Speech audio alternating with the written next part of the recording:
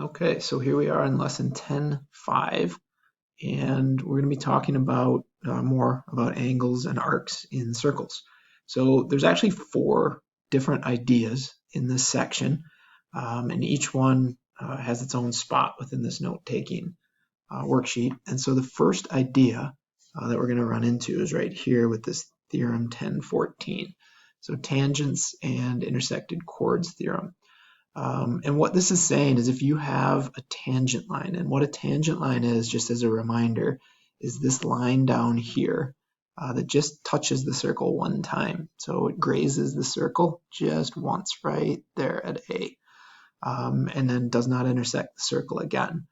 So if we've got this line of tangency and it's at a point A, from that point, if you draw an angle in here, and so they drew in angle 1 and angle 2, and they just said we're going to use the chord from A to B to split the angle. So we've got angle 1 being on the right-hand side, angle 2 being on the left.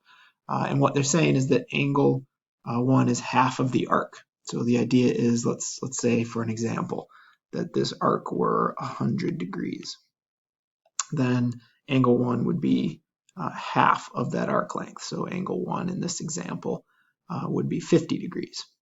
So angle 1 would be 50 because we're going half of that arc. Well, if that arc was 100, this means this rest of this arc would be 260 because together they have to make an entire 360, which means then angle 2 would be half of that 260. So angle 2 would be 130 degrees. And again, I'm just picking numbers to put into the picture to help maybe give it a little bit additional understanding, but it's a similar idea to what we were talking about in section 10.4, but in this case we're talking about a tangent line. So that angle that gets formed is half of the arc length. So that's the idea number 1. Idea number 2 is down here in theorem 10.15, sorry, but before they get to that 10.15 theorem, they're going to say, okay, we're going to be talking about lines that intersect. And when you have 2 lines that intersect, they can either intersect on the circle, so the 2 lines, a point of intersection is on the circle. It can be inside the circle, or it can be outside the circle. And the reason they're doing those 3 things is not because you couldn't sort that out on your own, but because we're going to be talking about what happens when we intersect inside or outside the circle. And actually, we've already done when they intersect on the circle. So this one was 10.4. And what we said there was that angle that gets formed is called an inscribed angle, and it has an associated intercepted arc with it, and it's half of that arc. So that was covered in 10.4. And then here, the double check mark and triple check mark, that's going to be 10.5. And so they're just throwing that in there to say, okay, we've seen this before where 2 lines intersect. Now we're going to be shifting that point of intersection to be inside the circle and outside the circle. And we get 2 ideas that go along with that. The one that were the inside of the circle. So here's angles inside. That's that first of the 2 new ideas. When angles, or you have 2 chords or 2 lines that intersect inside a circle, the measure of each angle is half the sum of the measure of the arcs intercepted. That's a lot. So what does that mean? If we look at this particular picture, let's grab a color. Let's go with see, I like this highlighter to show the arcs. So if we look at angle 1, the arcs associated with angle 1 are DC and AB. Those are right here and right here. So those 2 arcs are associated with angle 1. And the way you find the angle measure for angle 1 is you add those 2 arcs and divide by 2. Take an average of the arcs is the idea. So you're adding the arcs and dividing by 2. And the same would be said of angle 2. You would add the arcs and divide by 2. So again, let's put some numbers to it. I'm just going to guess some numbers in. Let's say angle DC was, or arc DC was 60. And arc AB, that looks a little smaller, so let's say that's 40 degrees.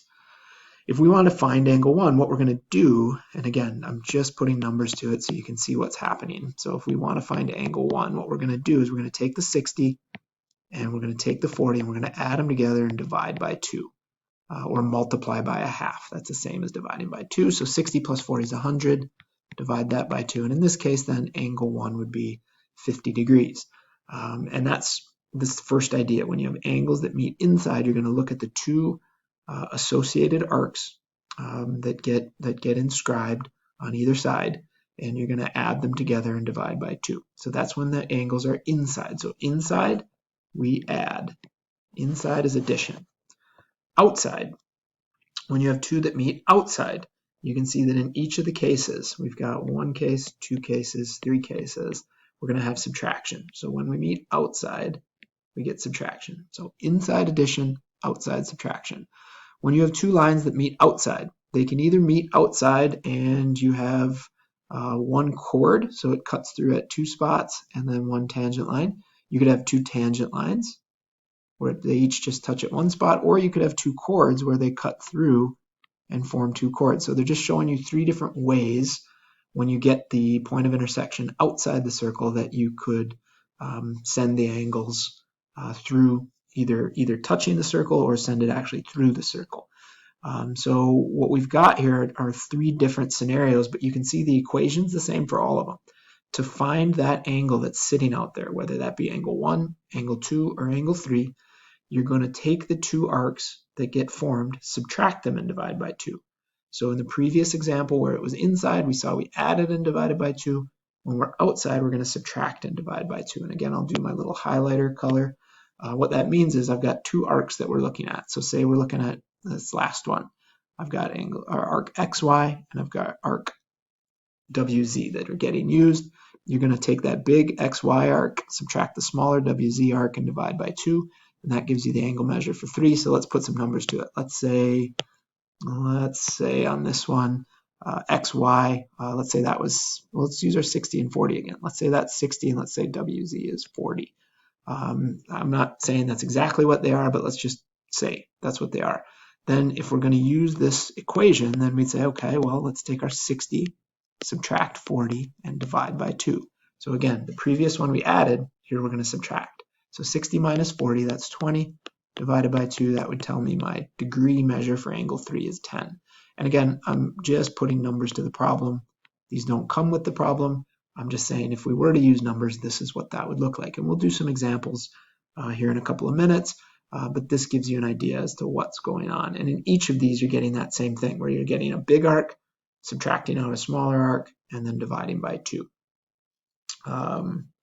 So those are our ideas. Again, I want to scroll through those three because those are the big three ideas. The first idea, so this is idea number 1. What happens is if you have a tangent line, it is going to form an angle that is half of the intercepted arc. So here we looked at the 100 and the 50. The angle that gets formed, angle 1, is half of the arc. And that's kind of a similar holdover idea from 10.4. And then we said, okay, the big two new ideas. So this is idea 2, is when we have two lines that meet on the inside of a circle. You're going to look at the two associated arcs here highlighted in yellow, add those together, divide by 2. So that's idea number 2. And idea number 3 in this section is we've got two lines meeting outside a circle. And when that happens, we're going to take the two associated arcs, again here I highlighted in yellow, you're going to subtract those and divide by 2. So when it meets outside, you subtract, inside you add. Those are the three big ideas. There's one last idea they tack on here at the end, so we'll call this idea number 4. And it's kind of a neat gee whiz idea, but in terms of how much it gets used, the other three are going to be the three big ones that you're responsible for. This one's kind of cool, and we'll talk about it here really briefly, but you get or can get what's called a circumscribed angle. And that's actually up here an example, or the 2 checkmark example. That technically angle 2 is called a circumscribed angle. I'm a little less concerned, or we're a little less concerned about having that name memorized, but seeing what it does is kind of a neat idea. And again, one of the things it does is you take that bigger arc that gets formed, subtract the smaller arc, divide by 2, and you can get the angle measure. But another thing that happens is if what you do with that circumscribed angle is you say, okay, I'm going to go from angle A and point A and point C, those 2 points. And here, unfortunately, they changed the letters, but those 2 points here, A and B. And I'm going to draw into the center of the circle. I'm going to draw in along the radius. What that does then, and actually, you know what? Let's go with a different color. What that does then is it creates a quadrilateral, creates a 4-sided shape. We actually have a secret code name for that called a kite, the way that I just drew that one. But whatever. Let's just talk about what this thing is. So we've got these two radius amounts, so AC and BC. And then we get this quadrilateral that gets formed. Well, that quadrilateral looks like this. So there's A, C, B, and D. Not the prettiest quadrilateral I've ever drawn, but again, that's that red quadrilateral kind of blown up. If AC and BC are radius amounts for that circle, and then you've got these two tangent lines, way back in section 10.1, what we said was, hey, you know what? These meet at right angles. That means those are 90-degree angles. In a quadrilateral, all four angles have to add to be 360. So if I've used up 90 and 90, that means I've used up 180 degrees. So that means left over, what I've got to split between angle C and angle D, so angle C and angle D, those have to add to 180 because I need to have a 360 total. I already used two 90s, so there's my two 90s. And then angle C and angle D, those two would only have 180 degrees left to split.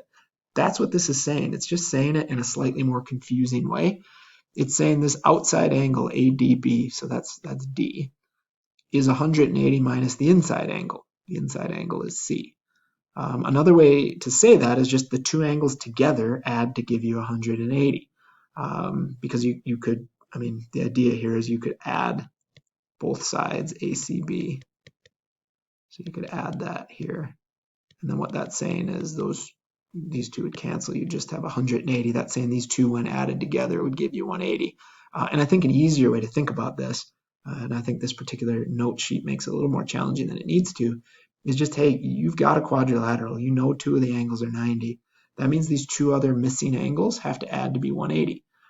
So their relationship is a supplementary relationship. Again, kind of a neat idea. It doesn't pop up a whole bunch in problem solving. The other three ideas are much more impactful, and those will be what we see when we work through the examples. But it's cool, it's here, so worth talking about. So what we'll do is shift gears and I'll work through a few examples, and that'll be the next video.